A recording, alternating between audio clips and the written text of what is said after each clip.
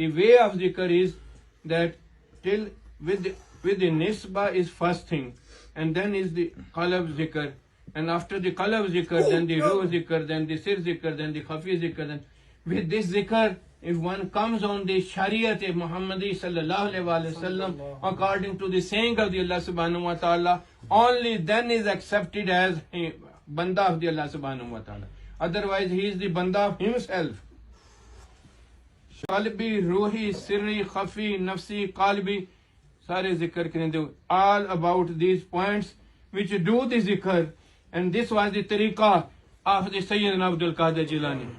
This was the tariqah from Abdul Qadir Jilani radiyallahu anhu, took the Rifai rahmatullah alayh. This was the tariqah from the Abdul Qadir Jilani, took the Sheikh Khaja Khajagan Mu'inuddin Chishti Ajmerin Chishtiya. But nowadays the things are being ruined. The proper tariqah is not there. Now the new things are coming in, so the effect is not there.